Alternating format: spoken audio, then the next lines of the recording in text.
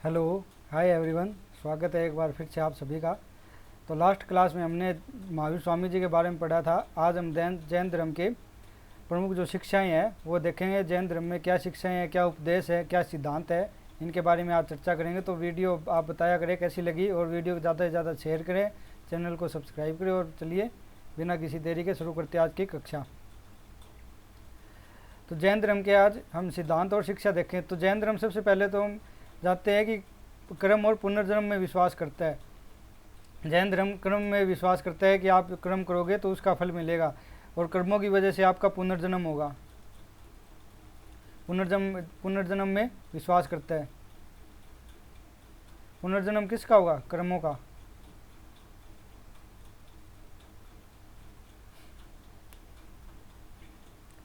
तो बौद्ध धर्म की तरह जैन धर्म ने भी बताया है कि संसार में दुख है।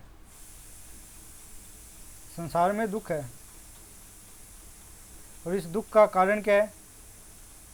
इन्होंने कारण भी बताया। कारण क्या है?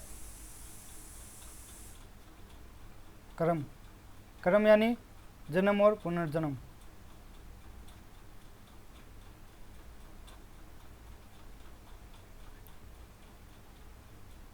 जन्म और पुनर्जन्म, इनसे मुक्ति प्राप्त हो सकती है।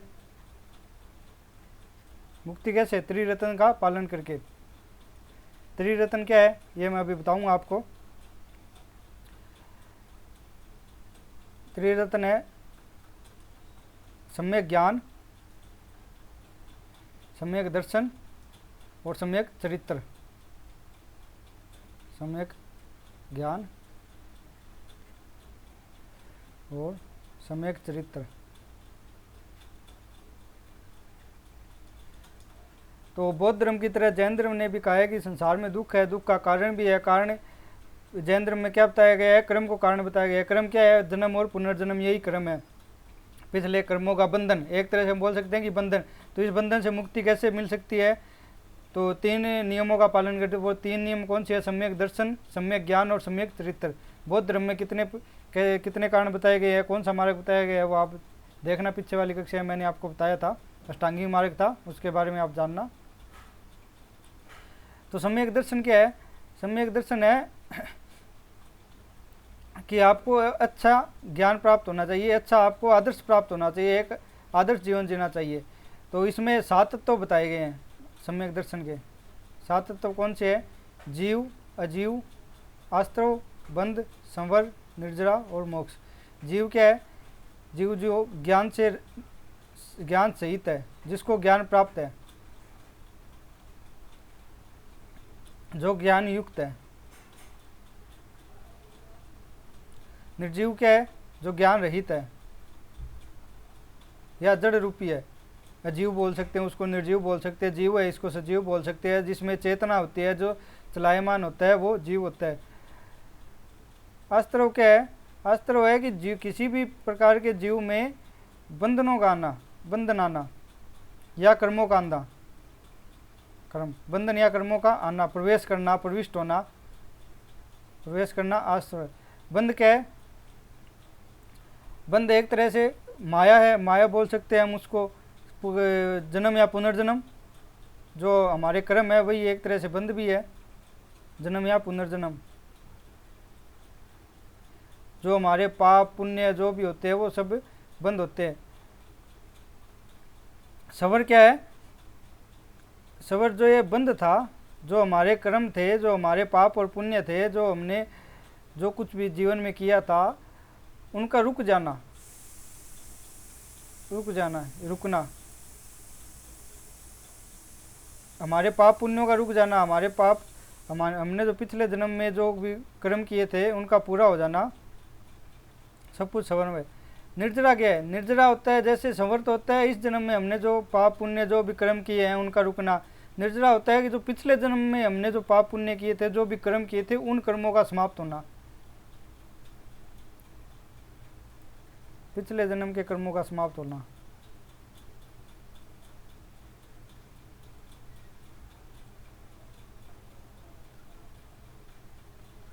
और मोक्ष ज्ञान प्राप्त होना, अनंत ज्ञान प्राप्त होना या महानिर्वाण प्राप्त करना।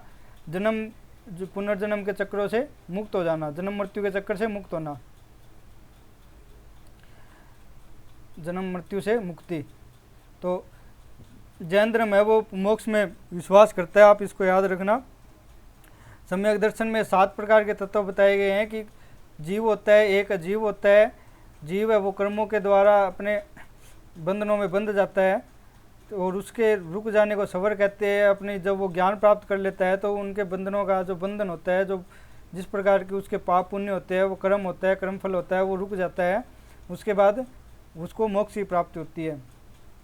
उसके बाद एक दूसरा जो रत्न है वो है सम्यक ज्ञान।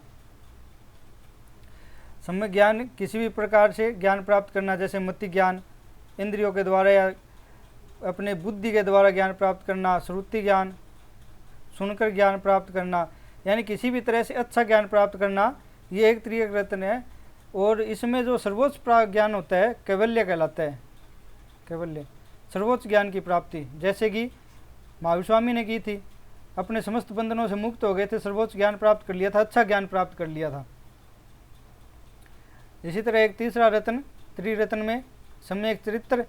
सम्यक चरित्र यानी उसका आचरण अच्छा होना चाहिए। आचरण या व्यवहार बोल सकते हैं। इसके लिए क्या करना चाहिए? इसके लिए 5 महावर्त हैं, पंच महावर्त। ये पंच महावर्त क्या होते हैं? मैंने आपको पहले भी बताया था जब मैंने जैन धर्म शुरू किया था, तो कि 5 नियम है। अपरिग्रह, संपत्ति का संग्रह नहीं करना, झूठ नहीं बोलना, हिंसा नहीं करना,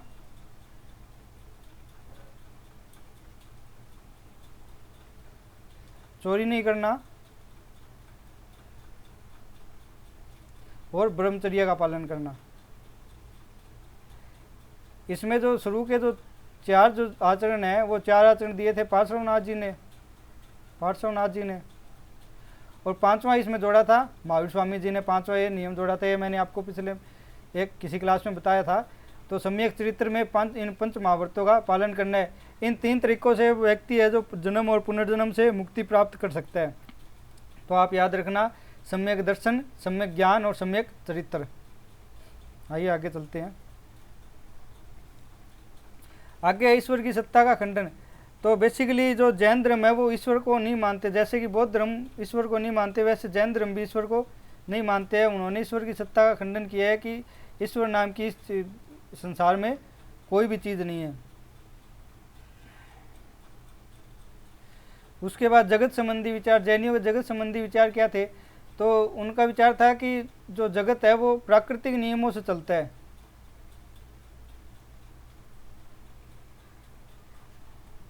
प्राकृतिक नियमों से चलायमान।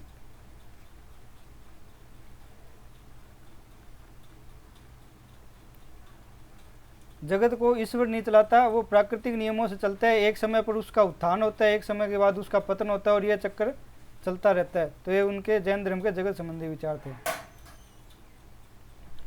उसके बाद वेदों की सत्ता का खंडन भी किया। तो उन्होंने बोला कि वेद है वो ईश्वर लिखित नहीं है, ईश्वर द्वारा रचित नहीं है, ईश्वर रचित नहीं, ईश्वर रचित, ये अपौरुषीय नहीं है।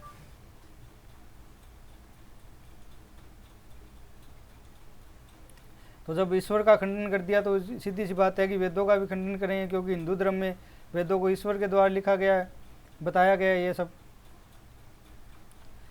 उनके बाद एक जैन धर्म का सिद्धांत है अनेकांतवाद या स्यादवाद। ये बहुत अच्छा सिद्धांत है। तो इसमें क्या होता है कि इसमें जैन धर्म में ये कहा गया है कि एक दृष्टि में जो वस्तु किसी के लिए सही है वो किसी दूसरे व्यक्ति के लिए या दूसरे प्राणी के लिए वो गलत हो सकती है। यानी कि कोई भी वस्तु है वो पूर्ण रूप से सत्य नहीं है। इसमें सयाद जो शब्द जोड़ा गया है, सयाद का मतलब ही होता है शायद। इसमें सयाद का मतलब क्या होता है? शायद। यानी कि किसी भी जीव के लिए एक दृष्टि में कोई चीज़ सही है तो हो सकता है कि वही चीज़ दूसरे जीव के लिए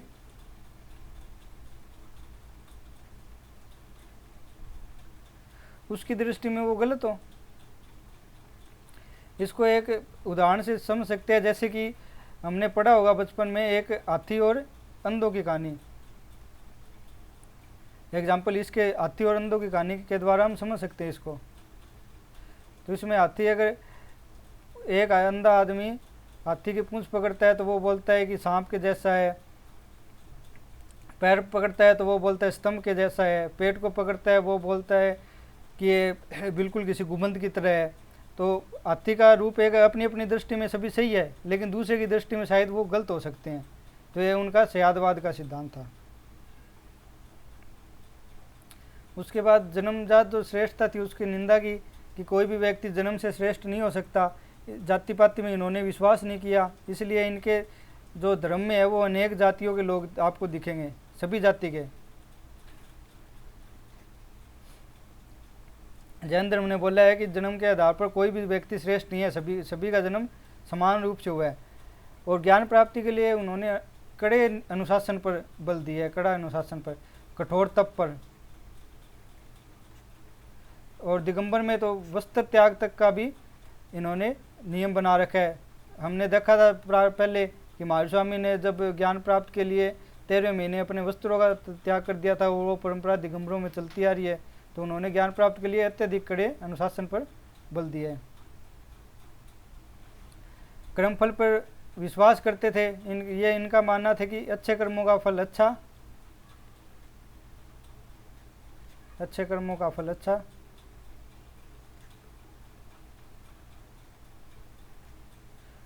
और बुरे कर्मों का फल बुरा।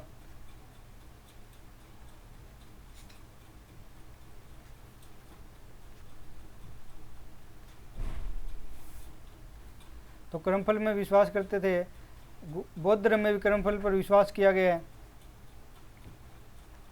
तो धन्यवाद आज की क्लास में बने रहने के लिए। बाय।